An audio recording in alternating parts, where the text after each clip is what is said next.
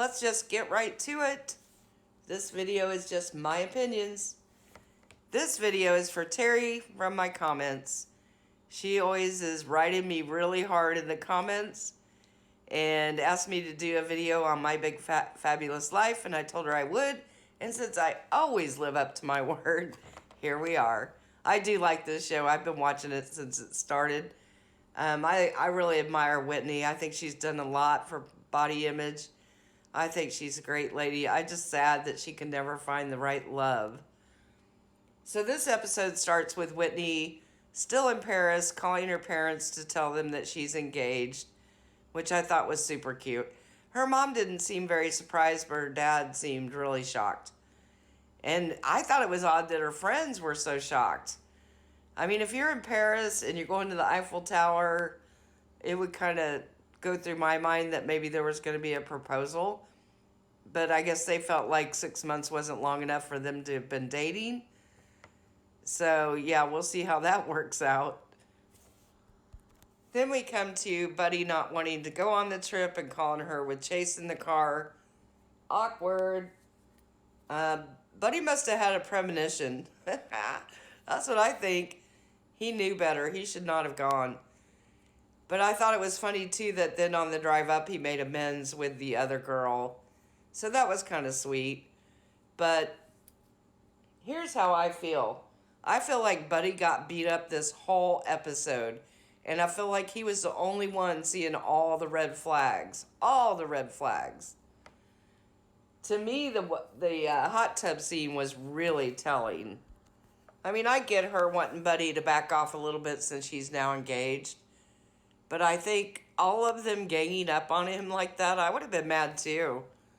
He's an adult. He doesn't need 4 people telling him that he can't joke around or touch Whitney anymore. And the whole thing just seems silly. I would have been ticked off too. I mean, how many people do you need to tell you that? And they've been friends for so many years.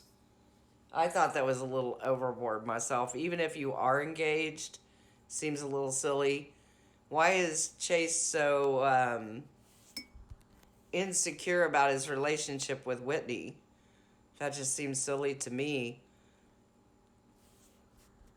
Then we get to the hiking scene where Whitney sinks in the mud once again. To me, this is getting old. I didn't like this part.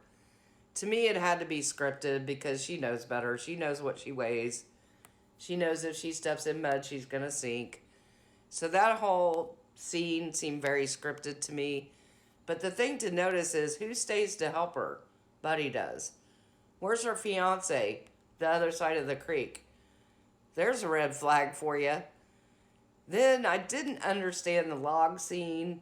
It seemed like something was cut out of that because her getting so mad at Buddy about not helping her over the log seemed so out of proportion to what happened.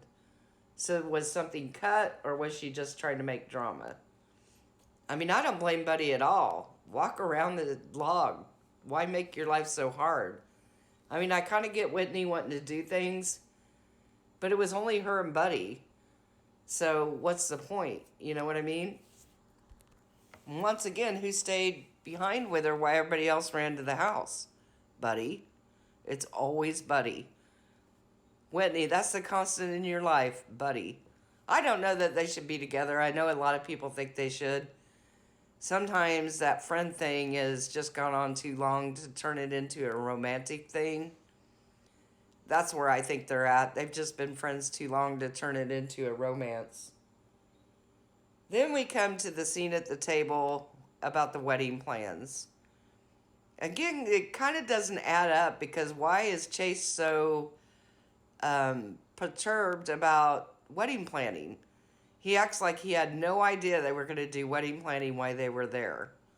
And he looks so uncomfortable. There's another red flag. And he doesn't want to say who he wants to be his best man when his best friend is sitting across the table from him. Another red flag. I mean, there's just flags everywhere. It's worse than a football field. I'm telling you. If she couldn't see that things were not adding up, and maybe she did and we just haven't got to it yet. Now, I do think it's a reality show, but there are certain scenes that are scripted. And I think you can see several of them in this episode. I hate that because I feel like if you're going to do a reality show, keep it real and do reality and don't do scripted scenes. I just feel like several of these were scripted just to make some more drama because drama sells. So then we get to more wedding planning and we find out that Whitney wants an outdoor wedding on a mountain and Chase wants a wedding on the beach. She likes it cold, he likes it hot. Hello. I know opposites attract, but sometimes they can be too opposite. We also find out that Whitney is not big on changing her last name, and he wants her to change her last name. Chase, that's so 1960s. Come on now. Especially for a famous celebrity, they generally aren't going to change their last name. It's kind of silly. She'd have to change all of her Google stuff. How is she going to handle that? Because everybody's going to Google Whitney Thor. That's how it goes. But again, it's just more red flags that maybe they don't know each other as well as they thought they did.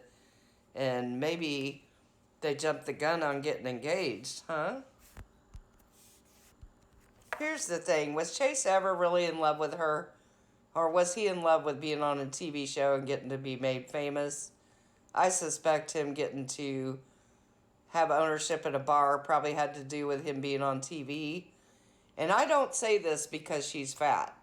No, not at all. Because so many reality people and stars go through this where you wonder, are people there for you because of you? Or are they there for your TV show? Are they there to get famous? It doesn't matter what you weigh. This is going to happen if you have any kind of fame. So it's a question that has to go through everybody's mind regardless of the weight. I just never felt like he was that into her. And I just always hoped maybe he was one of those guys that just didn't show it. And for sure, he was nervous on camera last season. He seems a little more comfortable this season. Not a lot, but a little bit.